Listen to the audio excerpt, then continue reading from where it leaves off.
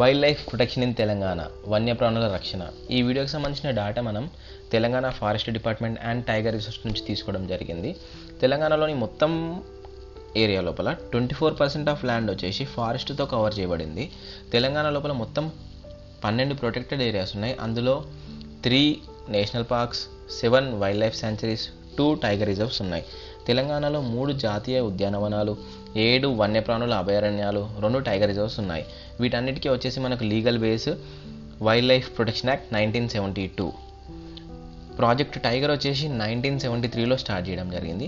As of no 2025 మన Telangana environment and forest department యొక్క minister గారు వచ్చేసి కొండా సురేఖ గారు. అదే ఇండియా లోపల అయితే భూపేందర్ యాదవ్ గారు.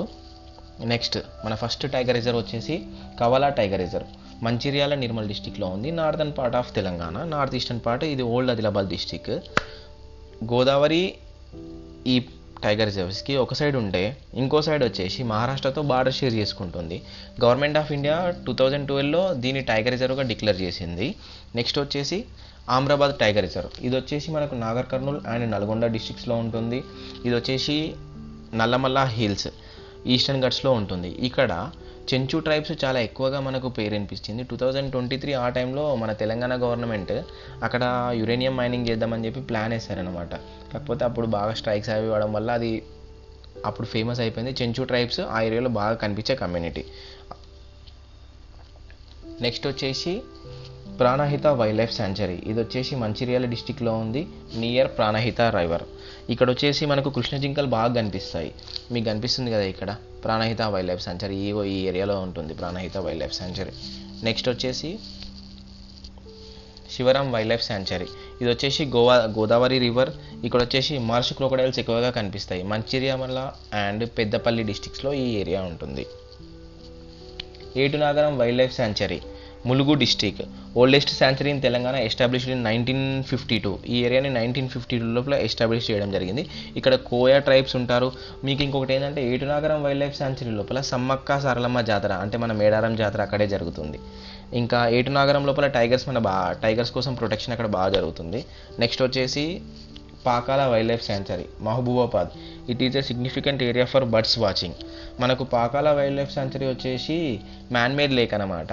ఇక్కడ వచ్చేసి రాయల్ కాకతీయాస్ ఆ టైంలో కట్టించారు. ఇది 1213 AD లోపల జరిగింది.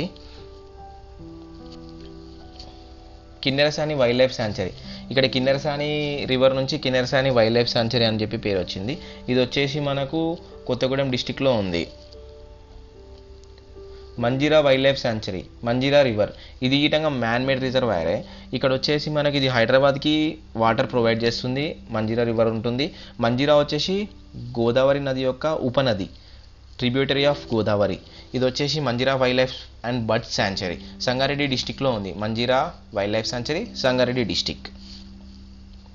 Pocharam wild life sanctuary, Medak and Kamareddy డిస్టిక్లో ఉంది. ఇక్కడ వచ్చేసి పోచారం లేక్ ఫేమస్. పోచారం లోపల పక్షులు మనకు బాగా ఎక్కువ కనిపిస్తాయి. నేషనల్ పార్క్స్ వచ్చేసి మనకు cross Brahmananda Reddy national park, ఇది మన హైదరాబాద్లో ఉంటుంది. ఇక్కడ వచ్చేసి డియర్స్ మనకు బాగా ఎక్కువగా కనిపిస్తుంటాయి. Mahavir Vanasthali national park, Mahavir Vanasthali national park వచ్చేసి ఇది హైదరాబాద్లోనే ఉంది. నేను దీనికి సంబంధించి ఆ డిస్ట్రిక్ట్స్లో చెక్ చేస్తే డిస్ట్రిక్ట్ వచ్చేసి మనకు రంగారెడ్డి డిస్ట్రిక్ట్ అని చెప్పి చూపిస్తుంది. అండ్ ఫారెస్ట్ డిపార్ట్మెంట్ వాళ్ళు దీన్ని రంగారెడ్డి డిస్ట్రిక్ట్ లోపలనే మెన్షన్ చేశారు. బట్ చాలా తెలంగాణ టూరిజంలో చెక్ చేస్తే ఇది హైదరాబాద్ అని చెప్పి చూపిస్తుంది. Mrugavani national park, it is also in Hyderabad. ఇది వచ్చేసి ఇది మన ఫారెస్ట్ డిపార్ట్మెంట్ వెబ్సైట్లో వచ్చేసి రంగారెడ్డి అని చూపిస్తుంది. Okay, thank you friends. ఇంకేమైనా సజెషన్స్ ఏమైనా ఉంటే కామెంట్ చేయండి, లైక్ చేయండి, సబ్స్క్రైబ్ చేయండి.